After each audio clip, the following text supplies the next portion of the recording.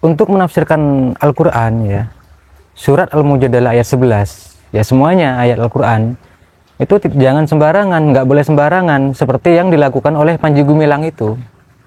Panji Gumilang itu kan seenak jidat ya kan, menafsirkan Al-Quran semaunya dia. Saya kira dia hanya sekedar baca terjemahan ya, dia tidak baca tafsir, dia tidak belajar ilmu sastra Arab, tidak belajar bayan, balaghah, ma'ani, badi, tidak belajar seperti itu, hanya mengandalkan terjemahan saja ya, sangat keliru.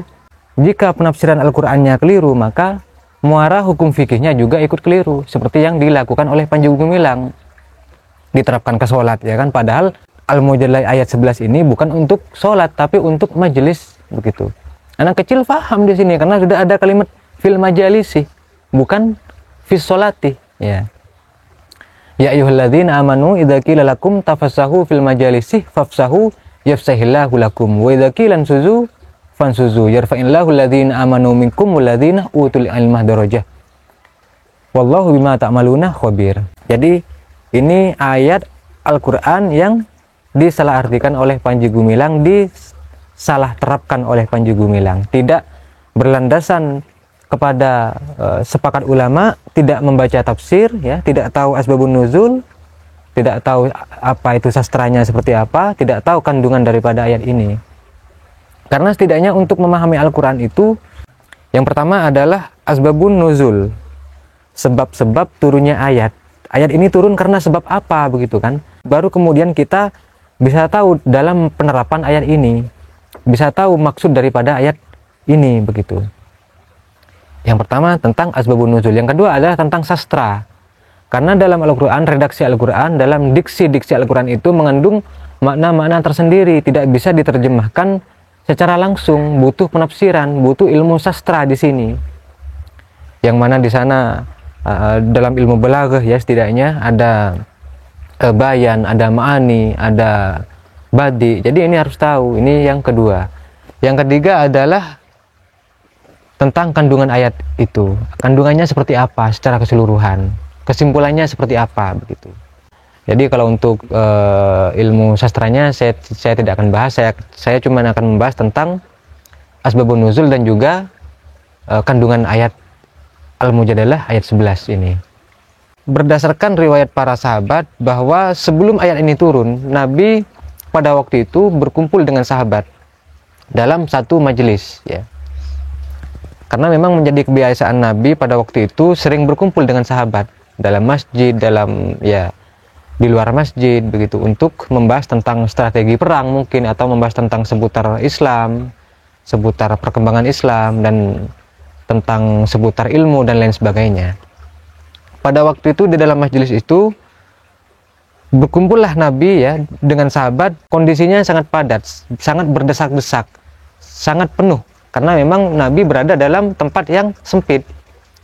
Lalu kemudian ada sahabat yang baru datang. Sahabat yang baru datang ini adalah sahabat ahli Badar, sahabat yang ikut dalam perang Badar.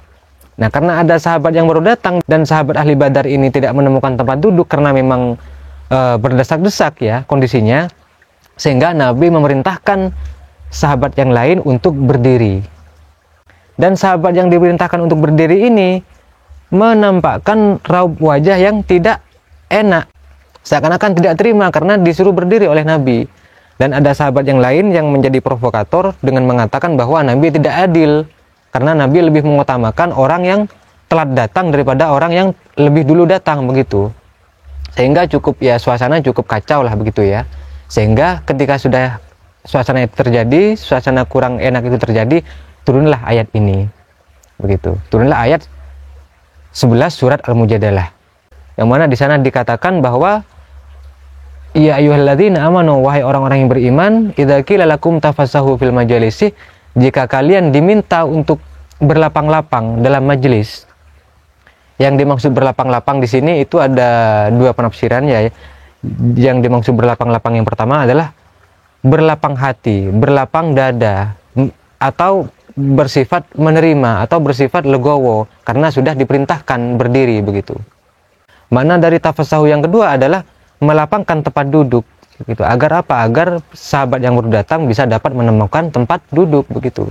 Allah Ta'ala akan yafsahillahu lakum, maka Allah Ta'ala akan melapangkan kalian. Melapangkan gimana yang dimaksud melapangkan di sini? Melapangkan, baik melapangkan di dunia atau melapangkan di akhirat sebagai bentuk balasan.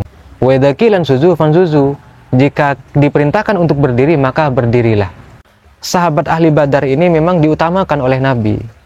Ketika sahabat ahli Badar datang kepada majelis Nabi, sahabat ahli Badar tidak menemukan tempat duduk, ya maka wajar Nabi memerintahkan sahabat yang lain untuk berdiri agar sahabat Badar ini bisa menemukan tempat duduk. Karena sahabat ahli Badar ini adalah sahabat yang dirasa sangat besar jasanya terhadap perkembangan Islam, sehingga Nabi mengutamakan sahabat ahli Badar ini. Dan orang-orang yang lain, sahabat-sahabat yang lain harus menerima itu, harus menyadari, harus berlapang dada begitu.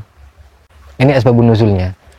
Yang kedua, kandungan ayat ini apa?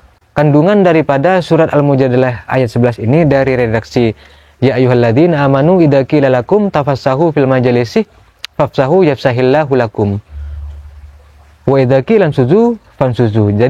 Jadi dari kandungan ayat ini, redaksi yang saya sebutkan barusan, bahwa agar kita punya etika dalam bermajelis, bukan seenak sendiri begitu. Apalagi ada sahabat atau ada teman kita yang memang tidak menemukan tempat duduk, maka kita harus punya etika, punya akhlak dengan memberikan tempat duduk, dengan melapangkan tempat agar teman kita, sahabat kita bisa duduk begitu.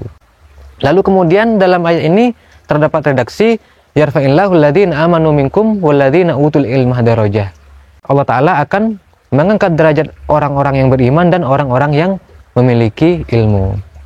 Baik derajat kita diangkat di dunia ataupun derajat kita diangkat di akhirat begitu. Dalam redaksi yarfa'illahu alladzina amanu minkum dan seterusnya itu, kandungannya adalah bahwa sebagai bentuk motivasi agar kita mencari ilmu, agar kita bersemangat mencari ilmu.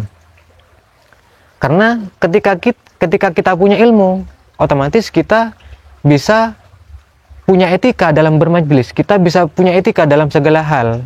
Ketika orang berlapang-lapang dalam majelis untuk memberikan kesempatan tempat kepada sahabat yang lain, kepada teman yang lain, maka disitulah sebagai wujud bahwa memiliki ilmu begitu. Dan dengan ilmu juga derajat kita akan diangkat oleh Allah.